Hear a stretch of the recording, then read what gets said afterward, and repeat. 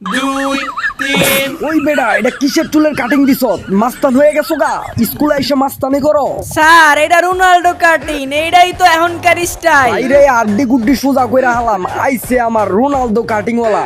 একবারে army cutting দিয়াবি, নাইলে কিন্তু একবারে টাকলা কইরা দিমু। না স্যার, সামনে ঈদ আইতাছে, চুলগুলো বড় থাকলে একটু ভালো দেখা যায়, একটু নায়ক নায়ক লাগে। হিরুঞ্চির মতো দেখা যায়, আবার তারে নাকি নায়ক নায়ক লাগে। স্যার আপনি তো স্টাইল বুঝেন না, আপনি তো মুরব্বী মানুষ, আপনি কি আমাদের স্টাইল বুঝবেন? স্যার আমি একটা জিনিস বুঝি না, আপনারা স্যার মানুষরা চুল নিয়ে তো মাথা কামান কেন? চুলের সাথে পড়ালেখার সম্পর্ক কি? আইছে আবার পণ্ডিত মশাই, তুই আবার কিসের কাটিং দিছ?